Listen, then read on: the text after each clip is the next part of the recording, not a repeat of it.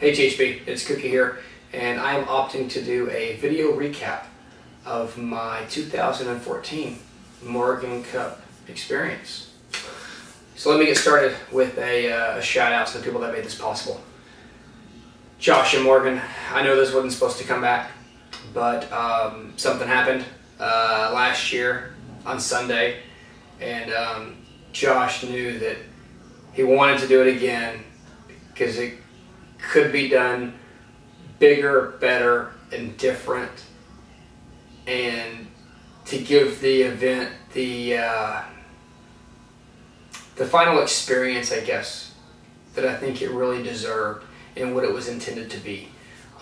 So I have to give you, you and Morgan, all the thanks for making this possible. To the sponsors, and in my case specifically, Cobra Puma Golf, Bridgestone Golf, and Seymour Putters. Thanks for sponsoring an amateur hack like me and giving me the opportunity to having a weekend experience as a tour pro would. Team THP, my brothers. It wasn't always easy. We called each other out. We called a spade, and there were no punches held back. There was much more love than there were punches, but it was great getting to go through it with you guys, and have the sense of accountability that I did to each of you, and wanting to make sure that not only was I doing right leading up to it on the form, but also that I could represent us and play the best golf that I'm able to do, in Potlatch Island for 1 weekend in July. I'm going to go ahead and fast forward because this is a video recap, and I know these can get long-winded, and I know everybody's time is precious these days. Let me go ahead and get to Friday, staff sponsor day. That was different. It was different than what we've done in the past, but it was more relaxed. It was more enjoyable. It was Christmas morning walking out there for golfers, and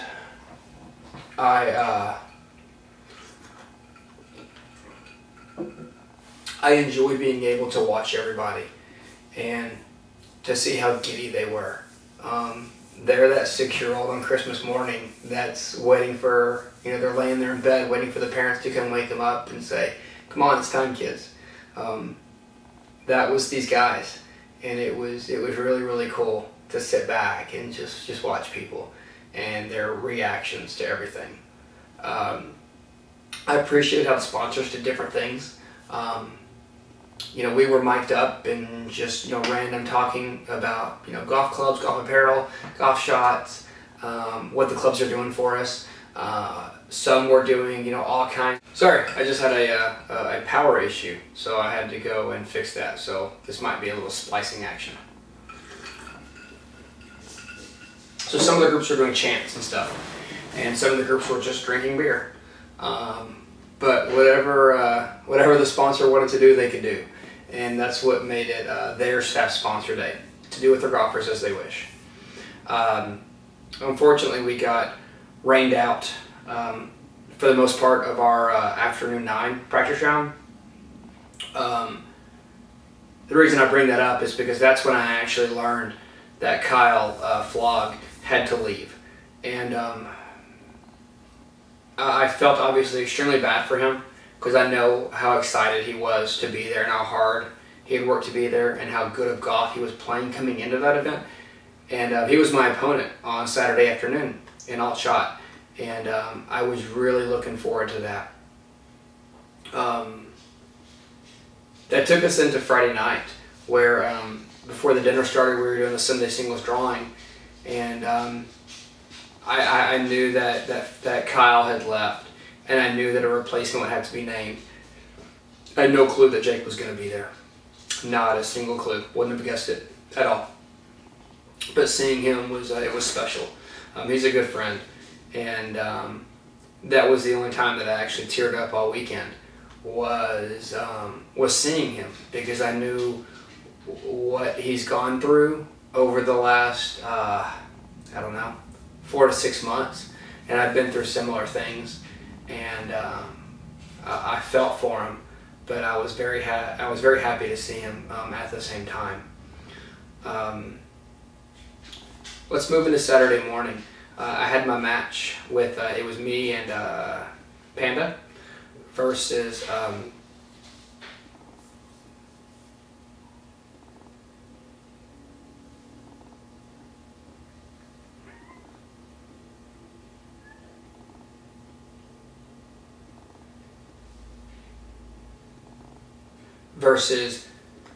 Kang and DC Brad, and I knew that could be a good match.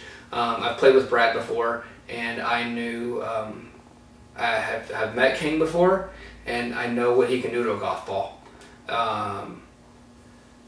So I wasn't really sure how that one was going to go.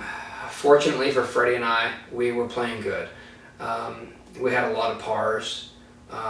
We had some birdies, and we were able to build up a pretty good lead. I don't know if Kang was nervous or just what, but I knew that he wasn't on his best game.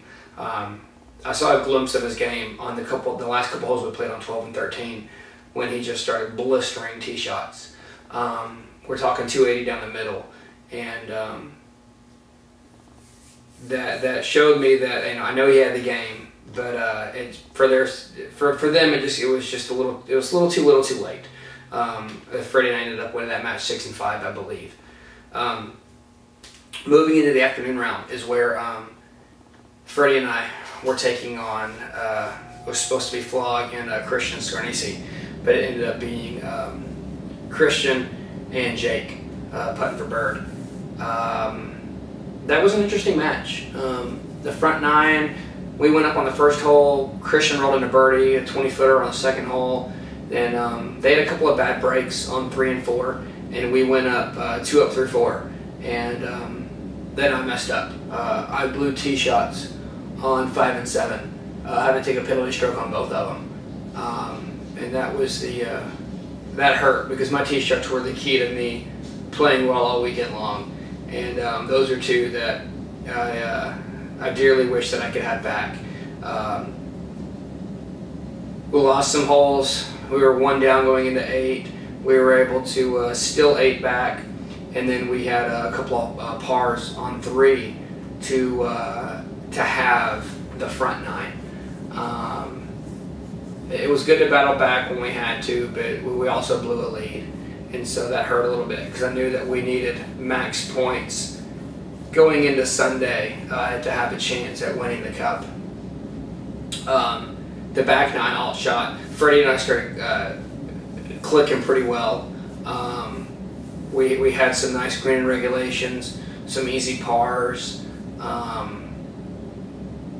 Those guys ran into a little bit of trouble, and we were able to get